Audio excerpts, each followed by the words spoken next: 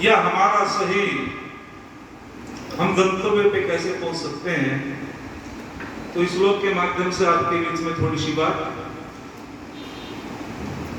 आत्मानं रथिनं विद्धि शरीरं रथमेव तो बुद्धिं तु सारथिं विद्धि मनः पद्मेव च। तो इसमें बताया गया है कि ये जो आत्मा है ये रथ का, इस शरीर को रथ कहा है, रथ। और इस शरीर का जो अधिष्ठाता है वो आत्मा है। और जब तक ये रथ गतिमान तब तक रहता है जब तक इसके अंदर ये आत्मा है।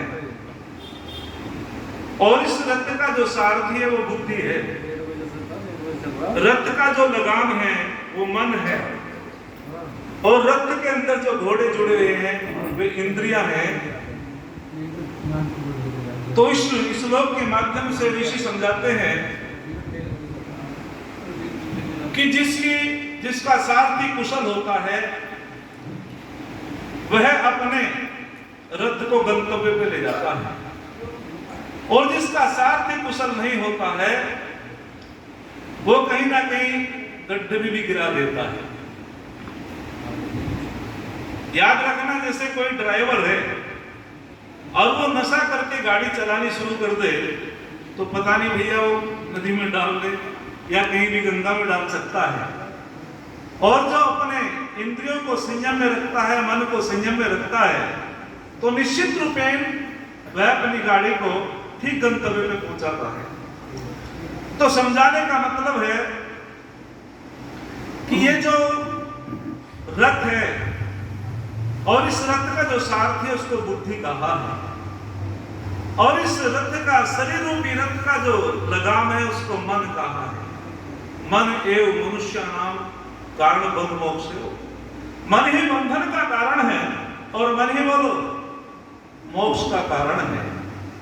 किसी ने पूछा कि जी मन जो है हमेशा प्रकृति की ओर को दौड़ता है, हालांकि जड़ है, कम समय है, खोल करके मैं बात नहीं बता सकता, लेकिन ये प्रकृति से बना हुआ है।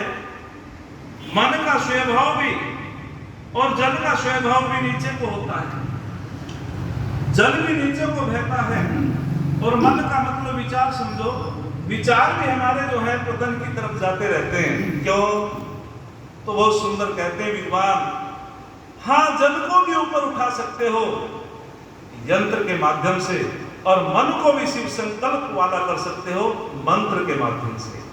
जब हमारे अच्छे विचार हो जाते हैं तन में मन शिव संकल्प वस्तु, हे परमपिता परमात्मा मेरे मन में अच्छे विचार हो, कल्याणकारी विचार हो, तो हम उन्नति की तरफ चलते हैं।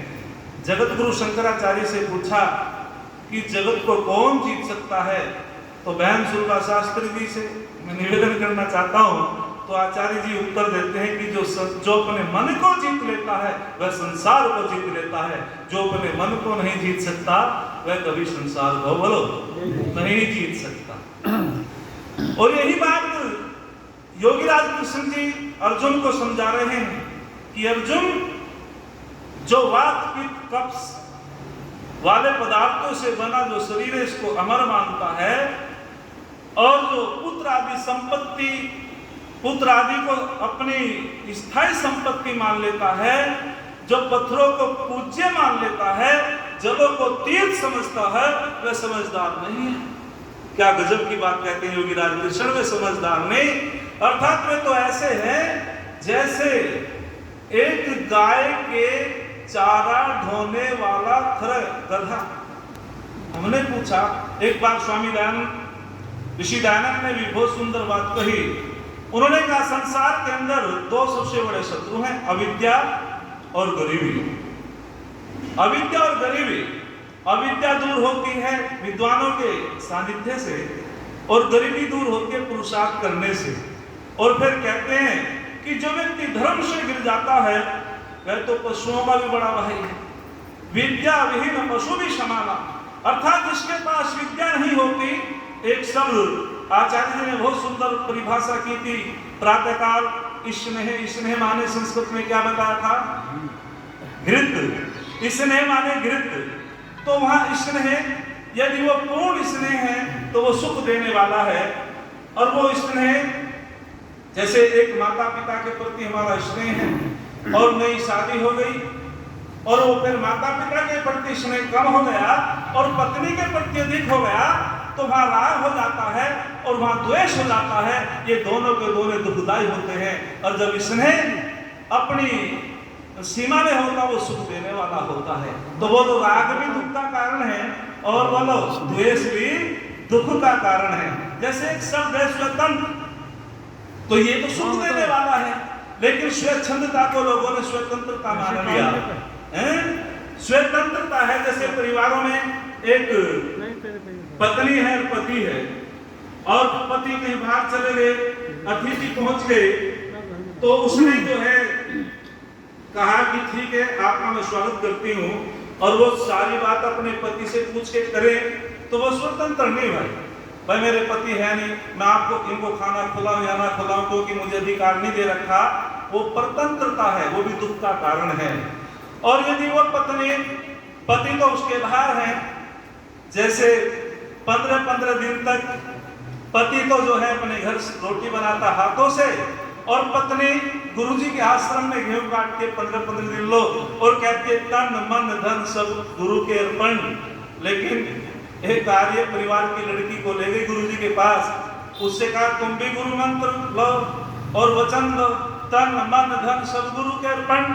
उस आर्य बाला ने कहा मुझे पता नहीं था कि यहाँ इस प्रकार का पाखंड है कि तन तो मेरा मेरे बच्चों का है, तन तो मेरे पति का है, मन मेरा मेरे बच्चों का है, और धन भी मेरा मेरे बच्चों का है, तू कौन होता है? तो इसीलिए हमको इन शब्दों पर ध्यान देना चाहिए। तो योगीराज कृष्ण जी कहते हैं कि जो अविद्या में पड़ जाता है, जिसके पास विद्या नहीं है, वो तो निश्चित रूपेण पशुओं का भी बड़ा भाई है। अब हमने चिंतन किया पशुओं का बड़ा भाई क्या है? भाई पशुओं का भी बड़ा भाई है। तो हाँ, शास्त्रों में पता चला पढ़ने से, अध्ययन करने से, यथा खरे चंदन भारवाही भारस्य वेत्ता न तु चंदनस्य, कि पशुओं का जो बड़ा भाई है वो गधा है। बोले कैसे? गधे पे आप चांदी लाद दो, गधा कहेगा तू जान। गधे पे आप चंदन लाद दो, गधा कहेगा तू जान, मुझे कुछ पता नहीं चंदन है या चांदी है। गधे पे सोना लाद दो, गधा कहेगा तू जान, मुझे तो इतना पता है कि भार है। कितना पता है? कि भार लदा हुआ है। कि ठीक उसी प्रकार से जो पशुओं का बड़ा भाई गधा है, ऐसी स्थिति हो जाती है लोगों की जो धर्म से गिर जाते हैं, संस्कारों से गिर जाते हैं। और किसी ने तो बड़ा सुंदर कहा, यदि सूर्य के अंदर प्रकाश ना हो, सूर्य का कोई महत्व नहीं, चंद्रमा के अंदर प्रकाश ना हो, चंद्रमा का कोई महत्व नहीं, दीपक के अंदर तेल ना हो, दीपक का कोई महत्व नहीं, फूलों के अंदर सुगंधी ना हो, फूलों का कोई महत्व नहीं, मनुष्य के अंदर संस्कार ना हो तो मनुष्य का कोई महत्व नहीं हो। तो व्यक्ति संस्कारों से, विद्या से ही मानव की कोटि में आता है। और आगे बहुत सुंदर बात कही कि ये जो मन लगाम है और बुद्धि सारथी है, अर्थात जिसकी कुशल बुद्धि होती है वह मन रूपी लगाम को नियंत्रण में रखता है, और उसके जो इंद्रियां हैं वे संयम में रहती है, और घोड़े रूपी इंद्रियां अपने गंतव्य को पहुंचा देते हैं। और जो चालक अकुशल है, तो कहते हैं कि महाभारत का युद्ध और उसमें दोनों आमने सामने अर्जुन और कर्ण, अर्जुन के जो सुसारथी हैं वो योगीराज कृष्ण हैं। आचार्य जी, अर्जुन के जो सुसारथी हैं वे योगीराज श्री कृष्ण महाराज हैं, और कर्ण के जो सारथी हैं वे शल्य महाराज हैं। उसका रथ कीचड़ में फंस जाता है, और कर्ण कहता है कि मेरा रथ कीचड़ में फंस गया, इसे नंबर दे रखा है। रुक जाते हैं, बाणों का प्रहार नहीं करते। तो उन्होंने कहा, योगीराज कृष्ण जी ने कहा, ये अवसर है, मौका है, इसको निकाल दिया तो आप जीत नहीं पाओगे। तो कर्ण दुहाई शाम को देता है कि ये धर्म नहीं कहलाता भाई, आप नियत व्यवहार करोगे, ये धर्म के विरुद्ध है। तो योगीराज कृष्ण ने कहा, जब तेरा पुत्र अभिमन्यु था उस दिन इसका धर्म कहाँ था, इसकी नीति कहाँ थी? इन 7 महारथों ने मिलकर के इस बच्चे का वध कर दिया था। तो आप उस बात को दोहराते हैं, और अर्जुन योगीराज कृष्ण की सहायता से, ये लंबा प्रकरण है, शल्य ने भी जो है जोरदार आवाज लगाई क्योंकि समय के अंतर्गत अपनी बात कहता हूं मैं, विस्तृत समय नहीं है। तो उसने कहा कि उस दिन इसका धर्म कहाँ था, इसकी नीति कहाँ थी, इसकी युद्ध नीति कहाँ थी। अर्जुन को जोश आता है, वो बाणों का प्रहार करता है। और महाभारत में तो यहाँ तक लिखा है कि अर्जुन ऐसा बाण मारता है कि कर्ण का धड़ अलग हो जाता है, सर अलग हो जाता है। तो फिर उसने दान कैसे दे दिया? तो हमें वास्तविक कवियों की बात न मान करके ऋषियों की बात माननी चाहिए। कवि लिख देते हैं ना, ऋषियों की बात माननी चाहिए, तो वो धराशायी हो जाता है। तो मैं आपसे पूछना चाहता हूं, अर्जुन ने जो उस युद्ध को जीता, किसके माध्यम से जीता? सुसारथी के माध्यम से। अर्थात जिसका सारथी अच्छा होता है, जिसकी बुद्धि कुशल होती है, वह जीवन रूपी कुरुक्षेत्र के युद्ध को जीत लेता है। और जिसकी बुद्धि अकुशल होती है, वह जीवन रूपी जो कर्ण की तरह अपने जीवन को दलदल में फंसा देता है, अपना पतन कर लेता है। हे संसार के लोगों, हमें जो है बुद्धि की प्रार्थना करनी चाहिए। और जिस योगीराज श्री कृष्ण महाराज के विषय में आज बड़े ही धूमधाम से, प्रसन्नता से उसका जन्म दिवस मना रहे हैं, बड़ा दुख होता है घटना सुना करके मैं अपनी वाणी को विराम दूंगा। कहते हैं कि एक बार एक ऐसा हमारा हिंदू समाज है जिसको हिंदू बोलते हैं, कि जहां हमारे दादा परदादा जिनका जीवन उज्जवल हो और कोई उनकी बुराई करने लगे कि ये अश्लील है, ये दूसरी स्त्रियों को रखता था, तो बताओ अरविंद जी, सामने कर दो, स्वाभिमान है। यदि कोई हमारे दादा परदादा पे आक्षेप लगा दे, उसका जीवन उज्जवल रहा, चरित्रवान था, तो यदि हम स्वाभिमानी होंगे तो उसको सहन नहीं कर पाएंगे। लेकिन वारे वाह हिंदू, जिस स्वामी दयानंद को महर्षि दयानंद महाराज जी जिस योगी के लिए कहते हैं कि वो आत्म पुरुष है, जन्म से लेकर मरण पर्यंत उसने कोई पाप कर्म नहीं किया, मन वचन कर्म से कोई अधर्म का कार्य नहीं किया, और हम बड़े बड़े पांडाल लगाते हैं। और योगीराज कृष्ण का जो ज्ञान था वो गीता में था, भागवत पुराण में था? बोलो। तो हमें गीता का पाठ करवाना चाहिए, भागवत का? पवन जी, गीता का। लेकिन हम क्या कराते हैं? ऋषि दयानंद कहते हैं कि भागवत बनाने वाले, यदि तू अपनी माता के गर्भ में या जन्म होते ही मर जाता तो इस भारत की दुर्दशा ना होती। बड़े पीड़ा से कहते हैं। और वो कौन था? बड़े चालाक थे वे लोग। उन्होंने जानबूझ करके हमारे ग्रंथों में मिलावट की करवाई। और वो कौन था? वो जयदेव का भाई बहुदेव था।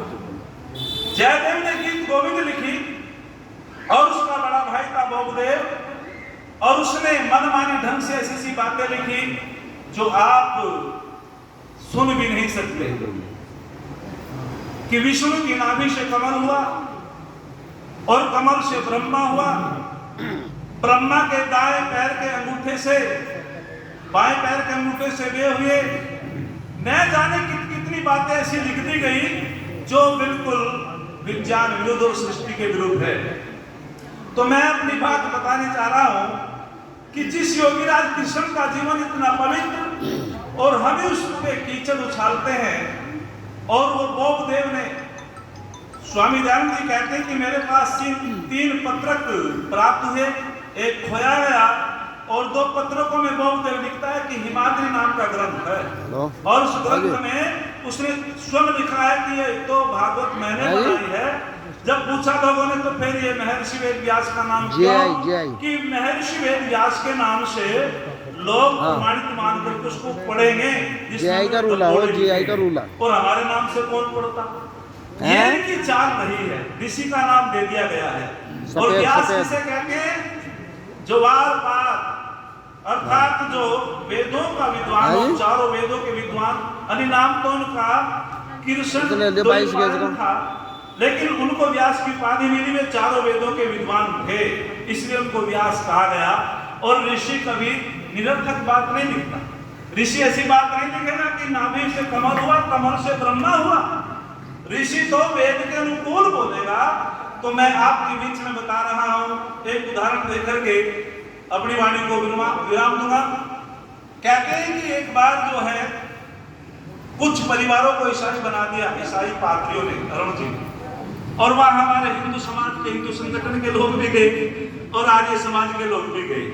तो उन्होंने जाकर के पूछा हमारे आर्य विद्वानों ने, अरे क्या भगवान कृष्ण और भगवान राम में तुम्हें कुछ कमी दिखाई दी?